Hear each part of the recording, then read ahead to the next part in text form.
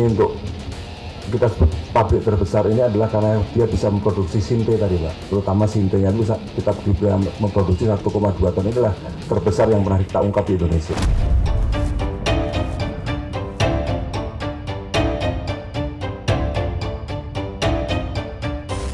Sobat, hari ini saya bersama dengan Kepala Bareskrim Polri, Komisaris Jenderal Polisi Wahyu Widada.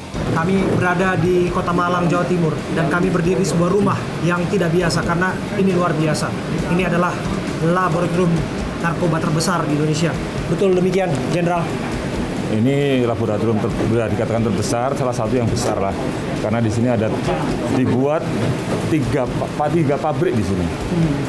3 produk yang dihasilkan oleh rumah ini. Yang satu adalah sinte.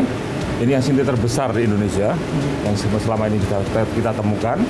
Kemudian yang kedua pabrik ekstasi, dan yang ketiga mereka juga memproduksi Xanax, yaitu termasuk dalam psikotropika golongan 1. Ini adalah alat-alat yang mereka gunakan. Kita bisa melihat di sini ada oven, kemudian ada mesin cetak ya, dan mesin ayahnya juga, di mana satu mesin ini bisa mencetak satu hari 4.000 butir. 4.000 butir? 4.000 butir. Ekstasi dan Xanax? Ekstasi, ya gantian mereka. Either mereka menggunakan 4.000 untuk cetak Xanax atau cetak ekstasi. Itu bergantian digunakan. Oke, kami dengar ini kok hanya satu kompartasi, tapi ada bagian lain masih dari ruangan-ruangan lain. Oke, kita coba lihat lagi.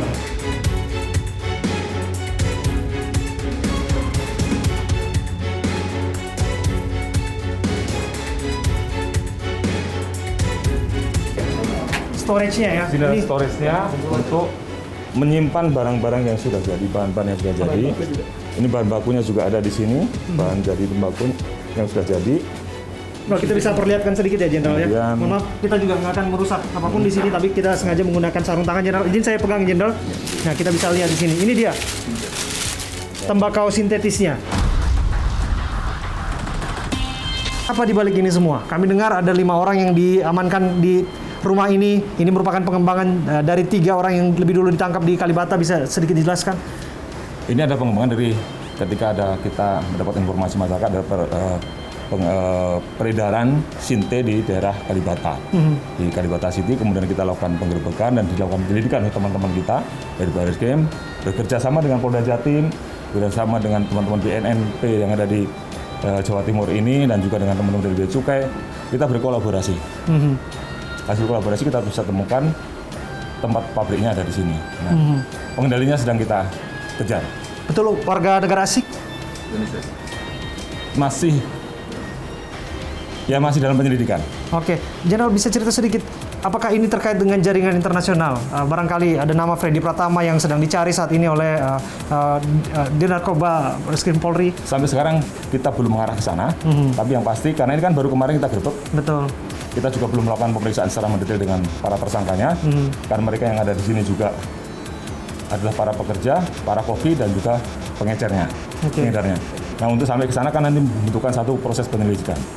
Pada prinsipnya siapapun yang ada di belakang ini akan kita tabrak. Akan ditabrak. Jadi itu semangat perang melawan narkoba. Harus. Tidak ada kata tidak, kita harus perang melawan peredaran gelap narkoba ini. Ini mengenai eksistensi rumah yang tiba-tiba dalam kontrak 3 atau 4 bulan, lebih jelasnya diubah kemudian menjadi tempat lab narkoba. Saya juga bersama dengan Pak Kabar Eskrim ketika kita ke Bali bersama-sama dan melihat bagaimana Rubanah ataupun basement menjadi bunker narkoba juga. Dan di sana ada mafia Rusia Ukraina. Kemudian di sini kita lihat angkanya jauh lebih besar dan lain sebagainya. Apa yang sedang terjadi? Ya, kita melihat bahwa narkoba itu sudah merebak. Ini yang harus menjadi perhatian kita semua. Oleh karena itu kita menyelamatkan generasi muda kita dengan cara salah satu yang adalah mencegah mereka untuk menjadi pengguna. Ini ada bahaya terhadap masa depan Indonesia. Kita mengharapkan 2045 Indonesia emas. Nah, generasi muda kita harus kita jaga.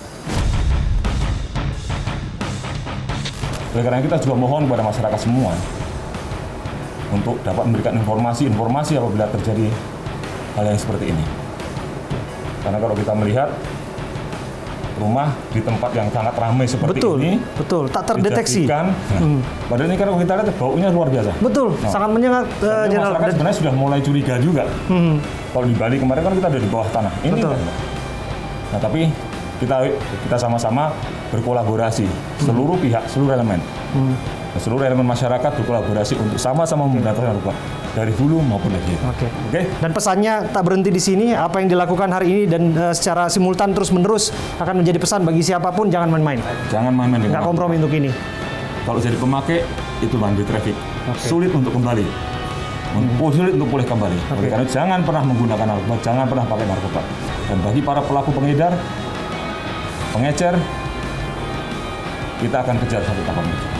Terima kasih Kabar Reskrim Polri, Komisaris Jenderal Polisi Wahyu Dada sudah berbincang bersama kami. Terima kasih Jenderal.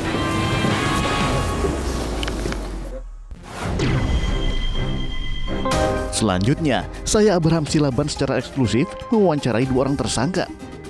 Pada saya, keduanya menceritakan sepak terjang mereka dalam membuat narkoba selama berada di Malang. Sobat, saya Abraham Silaban.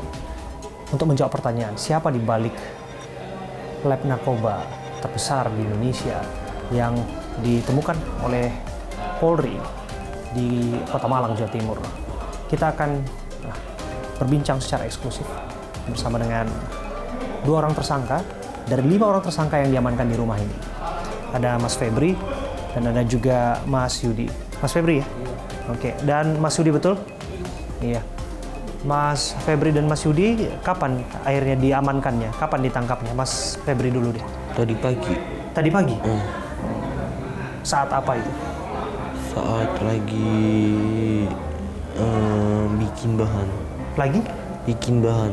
Lagi bikin bahan. Oke. Jadi memang bagiannya Mas Febri ini adalah yang membuat bahan? Bukan. Jadi? Saya hanya melanjutkan. Melanjutkan? Nah, sebenarnya tugas saya itu hanya buat nyuci gelas-gelas yang kotor. Itu aja tugas saya. Oke, nyuci gelas-gelas yang kotor. Mas Febri di bagian pencetakan, di bagian storage, penyimpanan, atau di bagian penggabungan atau mixing? Saya cuma bagian bantu doang. Bantu-bantu. Udah berapa lama di sini, Mas? Sini baru 3 minggu. 3 minggu? Warga Bekasi sebutnya, betul ya? Iya. Yang ajak ke sini siapa, Mas? Saya sebenarnya bareng sama Yudi. Yang ajak siapa? Yang ajak ada orang Bandung. Waktu itu udah tahu kerjanya mau racik narkoba? Belum tahu. Belum tahu. Taunya di sini. Iya. Nah, terus belajar ngeraciknya itu, belajar nyampuri bahannya itu tadi dari mana, Mas Febri? Ada yang nelpon. Diajarin. Diajarin. Yang nelpon itu yang belum ketangkap. Iya. Jadi komunikasinya kami dengar via Zoom ya tadi ya. Jadi dipraktekin. Oke. Bikin apa aja biasa? Ada ekstasi, Xanax, dan gorila, betul ya? Ganja sintetis. Iya. Ada orang lagi yang bantu. Ada lagi yang bantu. Jadi bukan yang hanya berlima ini aja. Iya, ada lagi orang. Ngebantunya via video call atau via Zoom, online, atau datang langsung? Ada orang langsung dari sini. Dari sini? Ngebantuin. Ngebantuin. Kalau saya di bagian kemarin kan di sini kan kita nggak tahu ya mau ngapa-ngapain ya. Akhirnya kita diarahin untuk ngikutin arahan dari satu orang via telepon ya, call WhatsApp, video call. Terus ya udah kita diarahin sama dia, dibimbing langsung sama orang yang saya bilang senior itu. Orang Indonesia itu ya? Oke. Dan belum ditahan itu ya? Oke. Anda kenal nggak sama orang itu? Kalau untuk selama di sini karena bareng ya, kita ya kenal di sini aja di tempat. Untuk di luar sana ya saya nggak, dan sebelumnya belum pernah ketemu atau mengenal. Nah, kalau Anda nggak kenal sama dia, lantas kenapa Anda mau diajak kerja dari Bekasi ke Malang? Pertama iseng, kita iseng lagi berdua main, terus Main ke Malang? enggak, main di rumah gitu, nongkrong. Saya bilang ada tawaran kerja nih, terus ya udah gas kayak gitu. Tiba-tiba ternyata di situ beneran, saya kira tuh bercanda gitu. Dan akhirnya saya tawaran kerjanya udah ketahuan bahwa tawaran kerja bikin narkoba nih gitu ya? Yang Anda kira bercanda tadi apa? Iya, saya. Tawaran kerja itu? Iya, Oke. gajinya segitu. Berapa gajinya kira-kira, Mas? Sehari 1 juta gitu kan. Yang modifikasi di dalam siapa, Mas Febri? Modifikasi di dalam untuk struktur semua ini. Itu ya yang rancang kayaknya langsung di pusat deh. Yang mana? Yang rancang Pusat? Iya, langsung diomongin secara langsung gitu, melewati yang saya bilang senior itu. Itu kan ada ngepacking, terus kemudian ngirim. Tahu nggak lokasinya pengirimannya kemana? Kalau itu saya kurang tahu. Tahu saya daerah Jakarta. Jakarta. Tujuan pemasarannya berarti Jakarta. Ada yang mau sampaikan? Nggak ada. Enggak ada. Mas Yudi?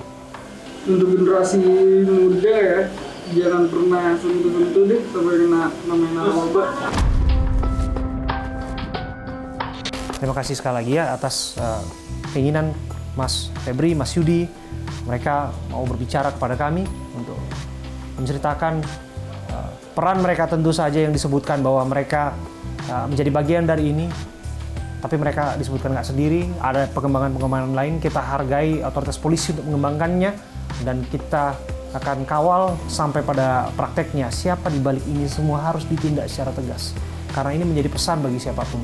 Perang melawan narkoba harus terus digaungkan dan tidak boleh main-main untuk kaitan ini, dan kita harus terus dukung untuk memastikan siapapun yang membekengi, orang besar pun yang di belakang ini semua harus tetap ditindak. Saya Abraham Silaban. Sampai jumpa. Kasih ya Mas. Kasih ya Mas ya.